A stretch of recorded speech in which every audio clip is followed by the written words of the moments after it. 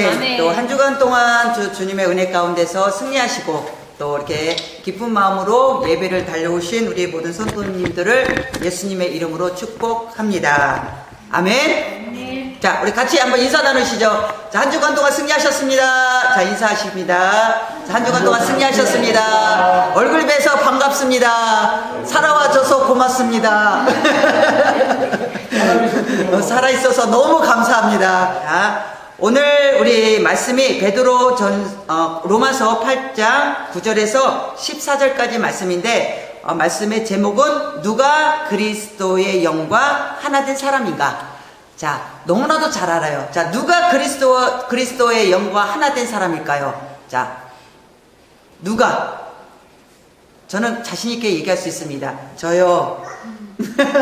저요. 네, 저요. 자, 누가 그리스도의 영과 하나 된 사람일까요? 자, 질문해 보겠습니다. 자, 누구일까요?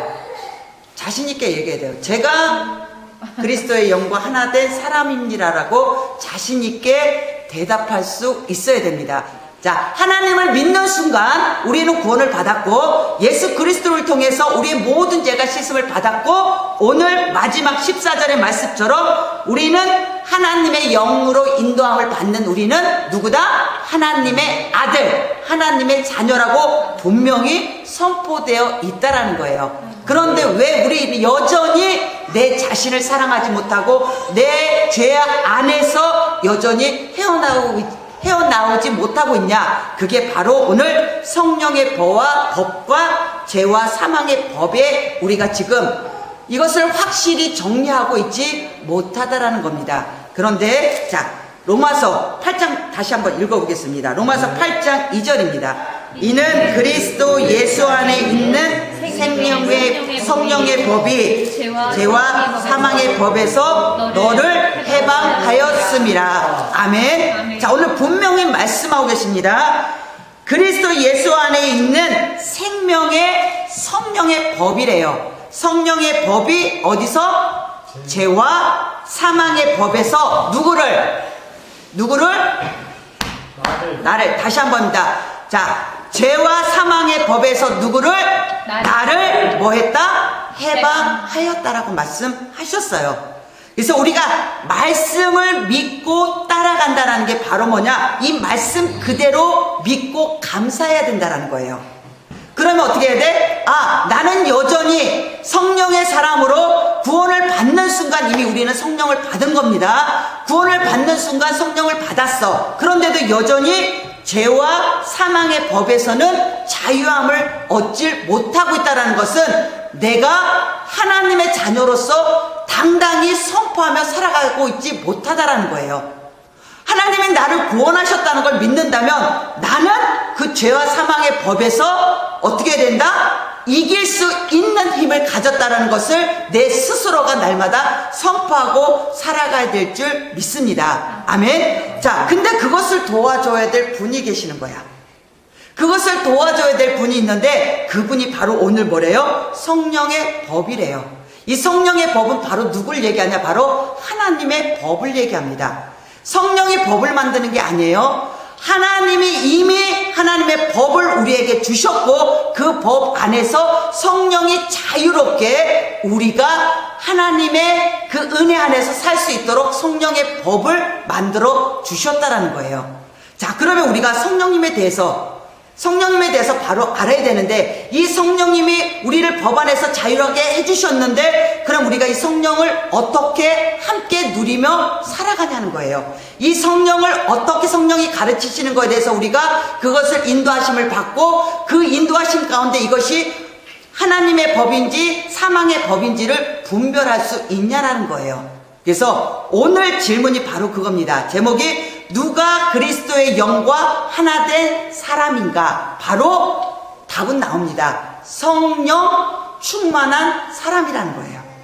자, 우리 많이 들었어요. 성경에서도 계속 성령 충만함을 받으라. 자, 마지막 시대에 너희들이 성령 충만함을 받지 못하면 분별할 수도 없고 싸워 이길 수도 없고 내 스스로가 살아날 수도 없다라고 얘기하고 계세요. 그래서 너희들은 깨어 기도하고 성령 충만함을 받으라는 겁니다. 그럼 도대체 이 성령 충만함이 무엇이냐는 거예요.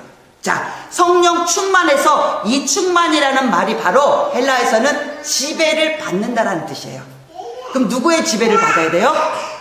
성령의 지배를 받아야 된다라는 거예요. 자, 성령의 지배를 받을 때 바로 우리는 그의 능력 안에서 그 능력으로 채워져서 우리가 이 세상을 살아갈 수 있다라는 거예요. 성령이 내 안에서 나를 지배하지 않으면 절대 나는 세상과 그 악 가운데서 이겨낼 수가 없다라는 겁니다. 그럼 성령 충만함 받길 원합니다 라고 우리는 기도를 해요. 하나님, 나 성령 충만함 받길 원합니다. 근데 도대체 이 성령 충만함을 어떻게 받아야 됩니까? 자, 오늘 9절 한번 읽어보겠습니다. 자, 9절 한번 읽어봅니다. 시작. 만일 너희 속에 하나님의 영이 거하시면 너희가 육신에 있지 아니하고 영에 있나니 누구든지 그리스도의 영이 없으면 그리스도의 사람이 아니라. 자, 내가 성령 충만함을 받기 위해서 첫 번째 뭐라고 그랬어요? 하나님의 영이 누구 안에 거해야 된다? 내 안에 거해야 된다고 말씀하고 계십니다. 그게 바로 뭐냐? 하나님의 영이 내 안에 거한다라는 것은 바로 그리스도로 충만하다라는 거예요. 하나님의 영이 내 안에 거한다라는 건 그럼 도대체 무슨 말입니까? 자, 하나님의 영이 내 안에 거할 수 있는 방법은 딱 한 가지입니다. 그게 뭘까요? 바로 말씀이에요. 이 말씀이 내 안에서 온전히 새겨졌을 때 이 말씀을 가지고 내가 기뻐하고 슬퍼하고 이 말씀을 통해 인도하심을 받고 이 말씀을 통해 내가 하나님 앞에 나갈 수 있는 그 자신감, 그 마음이 내 안에서 불꽃듯이 일어나고 사모함으로 간절히 내 안에서 선포되어지고 표현되어질 때 우리는 하나님의 영이 내 안에 거한 줄을 알고 있다라는 얘기예요. 자, 하나님의 성품에 대해서, 자, 하나님은 우리에게 주신 성품이 있습니다. 하나님이 가지고 계셨지만 그것을 하나님이 우리와 공유하면서 우리가 그 성품대로 살아가길 원하는 거예요. 그게 어떤 성품이 있을까요? 가장 큰 하나님 우리에게 보여주신 거 첫 번째 사랑입니다. 그렇죠? 하나님의 예수 그리스도를 통해서 내가 너희들을 얼마나 사랑하는지를 보여주었다라는 거예요. 그래서 내가 하나님의 그 사랑을 예수 그리스도를 통해서 그 사랑을 받은 사람은 내 영이 이미 하나님의 영으로 채워졌다라는 겁니다. 자, 사랑을 안 하고는 못 배기는 사람이 있어요. 정말 남을 보며 도와주지 않으면 못 사는 사람이 있어요. 다른 사람 힘들어도 그래도 그거보다도 내가 힘들고 싶어서 마음 아파하는 사람들이 있어요. 자, 저 사람이 우는 것보다는 내가 울었으면 좋겠어. 남편이 아픈 것보다는 내가 아팠으면 좋겠어. 내 아이가 힘들어하는 것보다는 내가 힘들어하면 좋겠어. 내 이웃이 정말 좌절되고 아파하는 그 모습을 보면 가서 내가 기도해주고 싶고 그들의 마음을 도듬어주고 싶고, 그런 마음들, 하나님의 주신 그런 마음들이 내 안에 있을 때 이미 그 영은 하나님의 영으로 채워졌다라는 거예요. 그래서 하나님을 아는 거, 그게 바로 하나님의 영이 내 안에서 충만하게 채워졌다라는 겁니다. 하나님의 영이 내 안에 채워졌다라는 거는 바로 내가 그리스도의 삶을 살고 있다라는 거고, 그리스도의 삶을 살도록 도와주시는 분이 바로 누구다? 성령님이시라는 거예요.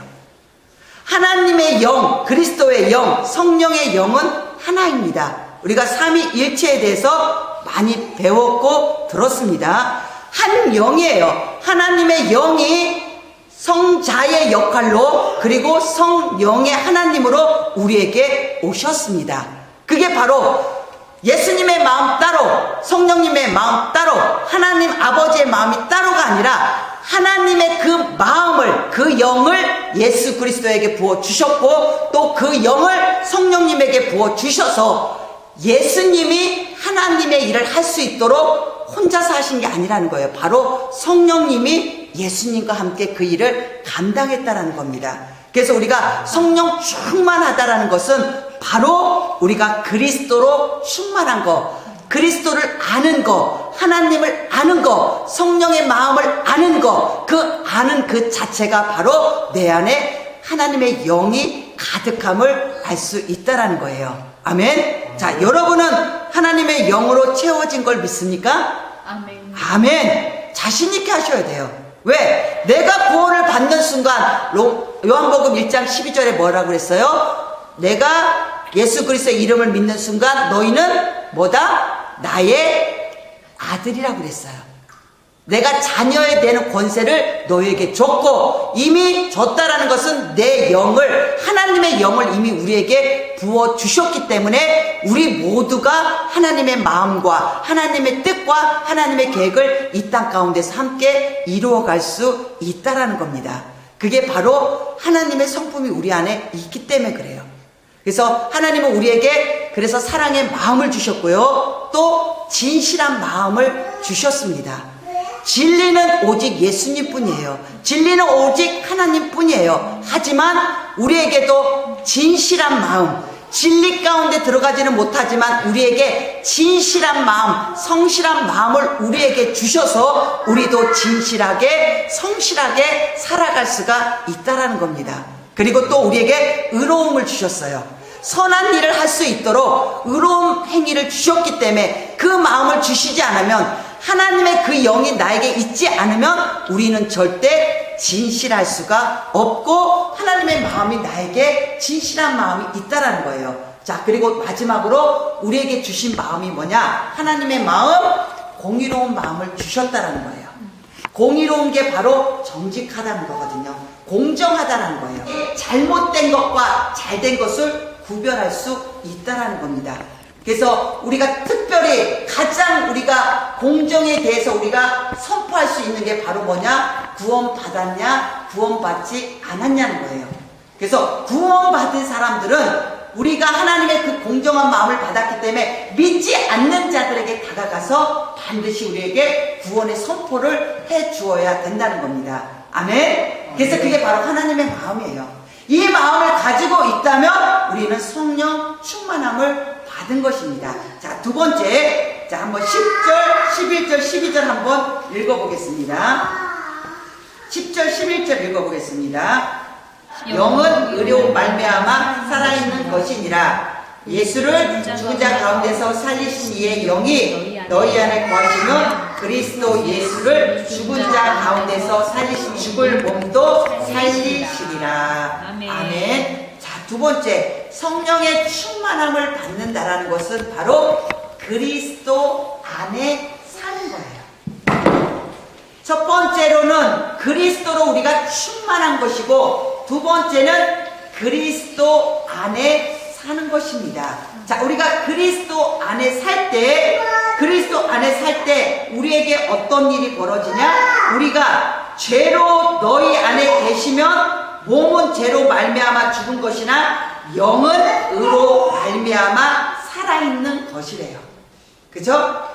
우리가 그리스도 안에 산다라는 게 바로 죽을 수밖에 없는 우리 육은 죽지만 우리 영은 살아서 하나님이 주시는 이 땅 가운데서 마음껏 누리며 살아갈 수가 있다라는 거예요. 왜? 베드로전서 2장 9절에서 10절 보면은 너희는 하나님의 소유된 백성이라고 했습니다. 하나님의 소유된 백성이고 궁유를 얻은 자라고 나와요. 그게 바로 그리스도 안에 사는 거예요. 하나님의 소유된 백성이라는 것은 이미 나의 소유는 누구예요? 나의 소유는 하나님이에요. 남편도 나를 소유하지 못합니다. 아내도 나를 소유하지 못해요. 자, 자식도 나를 소유하지 못합니다. 소유라는 것은 뭐냐? 이미 너는 내 것이라는 거예요. 내가 너를 샀기 때문에 너는 나의 것이지 누구의 것도 아니라는 겁니다. 자, 와, 엄청난 거예요. 내가 하나님의 소유가 됐다라는 그 자체가 이미 내 안에서는 성령이 나를 그렇게 살아갈 수 있도록 성령이 나를 돕고 계시다라는 거예요. 아멘? 아멘. 그래서 서로가 서로를 절대로 소유하려고 하지 마시기 바랍니다. 특히 부부지간에, 부모와 자녀 관계에서, 특히 그리고 지금 연애하는 사람들도 마찬가지예요. 자, 처음에는 좋은 관계로 가지만 이제 마음을 나누고 또 생각을 나누고 함께 하다 보면 어떻게 돼? 이제는 나의 것으로 소유하려고 한다는 거예요. 그러다 보니까 싸우게 되는 거야. 그러다 보니까 자꾸 불평이 생기고 불만이 생기고 자꾸 뭐가 생겨? 단점이 생긴다는 거예요. 근데 이게 사람 간의 관계에서도 그렇더라고요. 동역하는 관계에서도 그렇고 직장에서도 마찬가지인 거예요.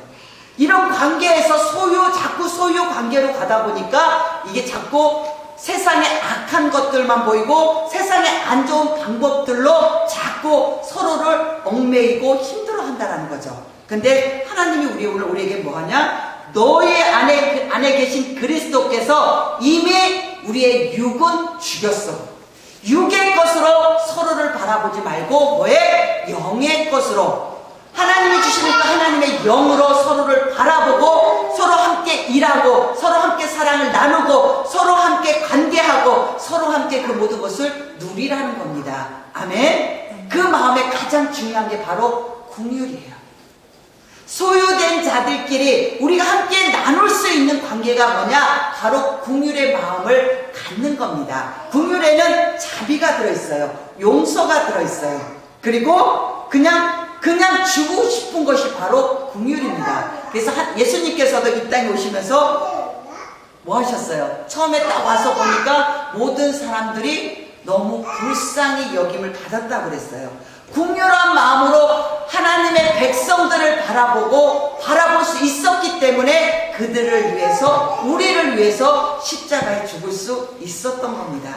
그래서 우리가 오늘 하나님이 너희가 그리스도 안에 살면 어떻게 되냐? 서로가 인간의 육체적인 것으로 소유하는 것이 아니라 긍휼한 것으로, 긍휼의 마음으로, 긍휼의 사랑으로 우리가 서로를 소유가 아닌 나눔과 그리고 배려와 그리고 관심과 사랑으로 함께 할 수가 있다는 거예요.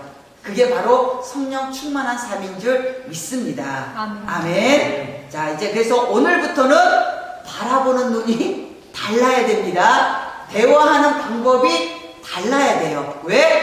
우리는 누구 안에 살기 때문에? 그리스도 예수 안에서. 근데 이 일을 이렇게 살 수 있도록 도와주시는 분이 누구죠? 성령님이십니다. 이 일을 할 수 있도록 도와주시는 분이 바로 성령님이세요. 그래서 성령 충만함을 받으라는 거예요. 자, 우리가 세상을 바라봐도 마찬가지예요. 지금 너무나도 많은 것이 지금 세상에 코로나로 인해서 많은 사람들이 닫혀 있습니다. 그러다 보니까 어떻게 돼? 사람들이 악해졌어요. 사람들이 너무 악해지다 보니까 어떻게 돼? 인간적인, 육신적인, 육체적인 소유를 원한다라는 거예요.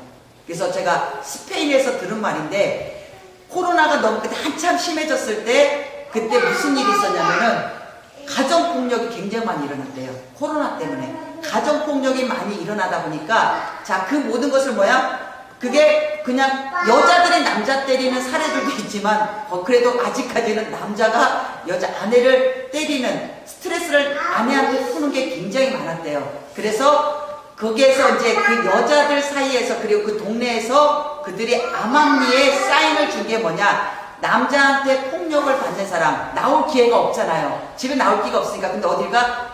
마스크를 사려면 어디를 가야 돼? 약국을 가야 돼요. 그러니까 약국에서 말을 뭐라고 했냐면은 마스크 주세요라고 보통 보면 마스크 주세요라고 하잖아요. 그런데 마스크 주세요라고 안 하고 마스크가 필요합니다라고 얘기를 하면 그거는 나 지금 학대받고 있다라는 사인을 했대요. 나 지금 학대받고 있으니까 나 좀 도와주세요. 신고해주세요.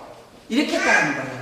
자, 이렇게 코로나라는 것 때문에 이거는 아내가 준 게 아니고 남편이 준 게 아니고 어떤 가정에서 일어난 사건이 아닌데도 아니고 이거는 하나님이 허락하시고 세상적으로 일어난 일인데도 그 일로 인해서 내가 풀어내지 못하고 내가 돈 때문에 세상 것이 채워지지 않는다라는 그 이유 때문에 그 때문에 내가 소유한다라는 내 아내를 가지고 폭력으로 들어갔다는 거예요.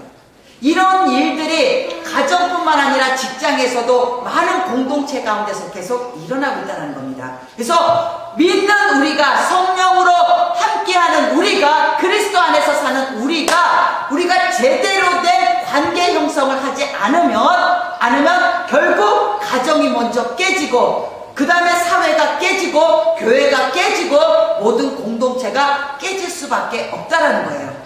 자, 우리는 하나님이 우리에게 붙여준 사람들은 소중한 사람들입니다. 그죠? 자, 서로 부부지간에 굉장히 소중한 사람이죠? 자, 남자친구 소중하죠? 자, 나는 우리 아이들도 너무 소중하고 다 소중해요. 근데 이게 이제부터는 소유의 관계로 가지 않았으면 좋겠습니다. 아멘. 오직 우리를 소유할 수 있는 사람은 누구다? 예수님. 하나님 한 분밖에 없음을 기억하시길 부탁드립니다. 아멘. 자, 세 번째. 자, 우리 11절에 12절에서 14절 한번 읽어보겠습니다. 시작. 그러므로 형제들아, 우리가 빚진 자로 돼 육신에게 져서 육신대로 살 것이 아니니라. 너희가 육신대로 살면 반드시 죽을 것이로되 영으로서 몸의 행실을 죽이면 살리니, 무릇 하나님의 영으로 인도함을 받는 사람은 곧 하나님의 아들이라. 아멘. 자, 마지막 성령 충만함을 받는다라는 것은 바로 그리스도의 삶을 산다라는 거예요. 곧 예수님의 인격과 성품이 그대로 드러나야 된다는 겁니다. 그런데 오늘 말씀하셨던 것처럼 12절에 보면 형제들아, 우리가 빚진 자로 돼 육신에 져서 육신대로 살 것이 아니래요. 나의 육신을 가지고 살려고 노력하면 노력할수록 우리는 죽을 수밖에 없다라는 겁니다. 내 안에 성령이 계시지 않으면, 나를 지배하고 내가 주 안에서 살지 않으면 결국 우리는 육신대로 살다가 죽을 수밖에 없다라는 거예요. 너희가 육신대로 살면 반드시 죽을 것이요. 자, 영으로서 몸의 행실을 죽이면 살리니. 여기서 보니까 영으로서 몸의 행실을 죽이면 살리니. 그럼 나의 행실을 죽일 수 있도록 도와주시는 분이 누굴까요? 누굴까요 지금? 성령님이에요. 나의 행실은 바리새인들의 잘못을 지적하고 제대로 된 하나님의 마음과 뜻을 전하면서 하나님의 마음을 그들에게 말씀을 가르쳤다라는 겁니다. 그걸 우리가 해야 되는 거예요. 근데 말씀을 모르면 할 수가 없다라는 거예요. 기도를 하지 않으면 할 수가 없다라는 겁니다. 그래서 이 말씀을 깨달아지고 말씀 가운데 살아가고 말씀을 올바로 전달하려면 성령이 나를 가르치시지 않으면 안 된다는 거야. 성령의 도우심을 받지 않으면 안 된다는 겁니다. 그리고 예수님 하셨던 두 번째 사역이 바로 천국 복음 전파예요. 우리가 성령 안에서 충만함으로 산다라고 얘기를 한다면 우리가 받은 그 구원, 거저 받은 그 구원 우리가 거저 나누어 주어야 될 줄로 믿습니다. 아멘. 그래서 복음을 전하셔야 돼요. 누구를 만나든 내가 있는 그 장소에서 반드시 복음을 전하시길 주님의 이름으로 부탁드립니다. 아멘. 남자친구에게도 전하고 직장 동료에게도 전하고 또 병간호하면 간호하는 그곳에서도 예수 그리스도를 전하면서 아픈 자들에게 예수의 사랑과 하나님의 사랑과 예수의 구원을 전할 때 우리가 하는 것이 아니라 누가 하는 거예요? 성령님이 우리를 도와서 반드시 구원받을 자들을 그들을 구원시키고 그들에게 평안을 주시고 그들에게 천국의 열쇠를 남겨줄 줄 믿습니다. 아멘. 그래서 자신 있게 사시기 바랍니다. 성령에 충만한 사람은, 성령님과 동행하는 사람은 누구를 만나든 어디 있든지 반드시 복음의 역사가 나타나야 될 줄 믿습니다. 아멘. 우리 한옥과 비전교회 성도들 그렇게 할 줄 믿습니다. 아멘. 다른 데는 몰라도 우리는 왜? 하나님의 말씀을 통해서 가르쳐 주니까, 하나님의 말씀을 통해서 깨우쳐 주시니까 아멘으로 화답한 우리 모두는 이제는 하셔야 돼요. 이거는 예수님의 명령입니다. 너희들은 사마리아 땅끝까지 이르러 내 복음의 증인이 되라. 분명히 명령하셨어요. 그럼 우리가 그 명령을 따라갔을 때 반드시 하나님 우리에게 약속된 복을 나눠줄 줄 믿습니다. 아멘. 그리고 세 번째, 예수님이 어떤 삶을 사셨어요? 아픈 자, 병든 자, 예수님이 찾아다니시면서 그들을 치유하시고 그들을 위해서 기도해 주셨습니다. 근데 중요한 건 우리 한국어 비전교회는 보면 중보의 사명이 있어요. 이 독일 땅을 위해서도 기도하지만 또 우리 목사님이 가진 하나님이 주신 비전, 그건 하나님 목사님이 주신 비전이 아니에요. 이 한옥원 비전교회와 한옥원 비전교회 성도들이 함께 연합해서 그 일을 이루라고 하나님이 이 교회에 보내주신 줄 믿습니다. 그게 바로 북한의 사역이에요. 우리가 북한에 들어가서 사역할 수는 없지만, 자, 북한 땅을 위해서 기도합니다. 그리고 또 많은 북한 사람들이 이 독일 땅에도 있고 한국에도 있고 전 세계적으로 다 있습니다. 하지만 그들의 도움의 손길이 필요한 사람들이 너무나도 많아요. 그러면 그들을 어떻게 해야 돼? 우리가 그들을 도울 수 있는 하나님 그런 도움의 손길이 될 수 있도록, 또 중보할 수 있는 중보자가 될 수 있도록, 또 교회와 또 목사님이 하나님이 주신 그 비전과 함께 할 수 있는 하나님 그런 성도들이 될 수 있도록 하나님 도와주십시오. 하나님 그들을 불쌍히 여겨달라고 우리가 함께 기도해야 될 줄 믿습니다. 아멘. 이것도 아멘. 엄청난 사명이에요. 이것도 하나님 예수님이 하셨던 사명이에요. 예수님도 선교사로 한국의 이 지구에 보내시면서 그분하셨던 게 예루살렘 사람만을 위해서 기도한 게 아니잖아요. 모든 영혼들을 위해서 이 땅에 오셔서 우리를 위해서 중보했기 때문에 지금 우리가 이 자리에서 예배하며 하나님을 찬양하며 이렇게 하나님의 자녀로서 두려워하지 않고 감사하고 기쁨으로 살아가는 줄 믿습니다. 아멘. 그래서 아멘. 하나님 예수님이 하셨던 그 삶을 우리가 사는 것이 바로 성령 충만한 삶인 줄 믿습니다. 아멘. 그래서 아멘. 여러분 말씀 공부 열심히 하셔야 돼요. 아멘. 아멘. 성경 공부도 열심히 하시고 또 금요일날 또 모임을 통해서 또 같이 기도하고 나누면서 함께 교제를 나누면서 또 계속 기도 제목과 서로를 위해서 함께하는 시간들을 많이 가져야 되고요. 그리고 우리가 어디 있든 간에 내가 구원받은 자라면 반드시 그곳에서 복음을 전파하시는, 예수님의 사랑을 전하는, 그냥 전하기만 하세요. 결과는 열매는 하나님이 내주십니다. 두려워하지 마세요. 조금 이따 하면 되지. 아니요. 오는 데는 순서가 있는데 가는 데는 순서가 있다 없다? 없습니다. 그러면 언제 꼭 후회해요. 하나님이 마음 주셨는데 안 했을 때 꼭 후회하는 일이 벌어지더라고요. 제가 한 가지 간증이 있었는데, 그때 제 친구가, 제가 20대 초반, 그때 제가 연극에 좀 미쳐있을 때였었어요. 미쳐있을 때여서 그때 연극하면서 만났던 친구가 하나 있었는데, 이 친구가 그때 신천지가 처음 나왔을 때 이 친구가 제가 복음을 전했는데 그때는 안 받아들이겠다고 하더라고요. 그래도 계속 전했었어요. 근데 이 친구가 무슨 일이 벌어졌냐면은 신천지에 빠지게 된 거야. 근데 일주일 동안 저한테 연락이 왔는데 제가 연락을 못 받았어요.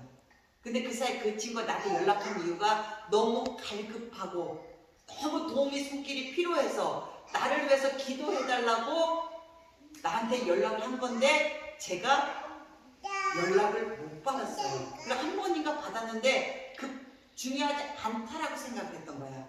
그런데 결국 그 친구 집에 그때 누가 왔냐? 신천지들이 계속 그 집을 왔대요. 나중에 그 집에 가보니까 이상한 전도지가 있어? 성경 공부가 이상한 게 있어? 물어봤더니 신천지 다닌다는 거야. 그래서 그게 아니라고 얘기해도 그 친구가 얘기한 게 뭐냐? 내가 너한테 도움의 손길을 보냈을 때, 내가 정말 힘들고 어렸을 때 너에게 날 도와달라고, 나를 위해 기도해달라고 연락했는데 너는 나를 도와주지 않았어. 근데 그 전에 너는 나를 많이 복음을 전했지만 정말 내가 필요할 때 네가 나한테 다가와 주지 않았대요. 근데 그 사람들은 매일 찾아와서 뭐가 필요한지, 어디가 아픈지 상담해주고 도와주고 또 물질도 해주고 여러 가지로 그 친구에게 해주고서 결국 그 친구는 자기 재산까지도 신천지에 바치는 그 정도의 어리숙한 신앙으로 빠졌더라고요. 제가 그 친구를 보고 나서 얼마나 하나님 앞에 회개했는지 몰라요. 내가 하나님 나에게 맡겨준 영혼이라면 끝까지 내가 그 친구를 위해서 기도하고 계속해서 신경을 써줬어야 되는데 내가 바쁘다는 것 때문에, 내가 힘들다는 것 때문에 그 친구의 연락을 받지 못하고 못 받았어도 체크를 해주지 못한 거에 대해서 굉장히 죄책감을 느꼈습니다. 근데 우리 주위에는 이런 애틋한 손길을 기다리는 사람이 진짜 많아요. 그런데 내가 생각하기에 아직 아니니까, 내가 생각하기에 저 사람은 준비가 안 됐으니까, 내가 생각하기에 지금 얘기하면 저 사람이 아마 더 실족할 거야. 내 생각이 결국 그 사람을 죽일 수도 있다는 겁니다. 그래서 누구든지 항상 기도하고 복음을 위해서 기도하고 사람을 만나게 되면 성령님이 분명히 우리를 가르치고 복음을 전할 수 있게 하고 그 사람을 마음을 알 수 있게 해주신다는 거예요. 그랬을 때 우리가 과감하게 담대하게 예수의 이름으로 성령님을 의지하고 반드시 복음을 전할 때 하나님의 놀라운 역사가 일어나는 줄 믿습니다. 아멘. 아멘. 그래서 꼭 복음을 전하시는 우리 모두가 되시기를 주님의 이름으로 부탁드립니다. 아멘. 그리고 그의 인격과 성품이 드러난대요. 자, 예수님의 인격과 성품이 드러나려면 우리에게 몇 가지 열매가 있죠? 9가지 열매입니다. 9가지 열매를 우리가 온전하게 받게 되면 우리 삶이 그 자체가 바로 예수의 인격이 되고 예수의 성품이 되고 하나님의 영이 기뻐하고 하나님의 마음이 많은 세상 사람들 가운데서 자연스럽게 향기가 나듯 그들에게 스며 들어간다는 거예요. 그래서 우리가 성령의 9가지 열매를 우리가 사모하며 기도하며 하나님 이 인격으로 먼저 이 열매로 나로 인격을 만들어 주시고 그 성품을 만들어 주셔서 제가 어디서 무엇을 하든 누구를 만나든 어떤 사람을 만나든 어느 곳에 가든 내가 그렇게 살아갈 수 있도록 성령님 도와주십시오라고 기도하시기를 주님의 이름으로 부탁드립니다. 아멘. 자, 우리 성령의 열매 9가지 한번 선포하고 마치도록 하겠습니다. 자, 성령의 9가지 열매는 사랑과 희락과 화평과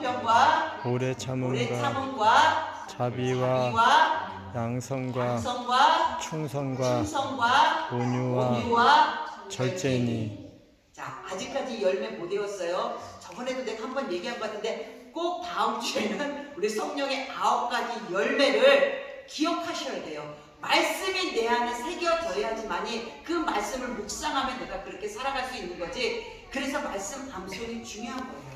하나님과 동행한다는 게 다른 게 아니라 하나님과 동행한다는 게 바로 말씀입니다. 말씀을 많이 알아야지만 그 말씀 속에 성령이 역사하시는 거예요. 말씀이 없으면 절대 성령의 역사가 있을 수가 없습니다. 아멘. 그래서 말씀을 기억하고 그 말씀대로 살아갈 수 있게 해주세요 라고 기도하잖아요. 그죠? 기도하면 성령이 그렇게 살 수 있도록 도와주신다는 거예요. 그게 바로 성령 충만한 삶이고 예수 그리스도의 영과 하나 된 사람인 줄 믿습니다. 아멘. 자, 우리 이 시간에 오늘 기도하기를 원합니다.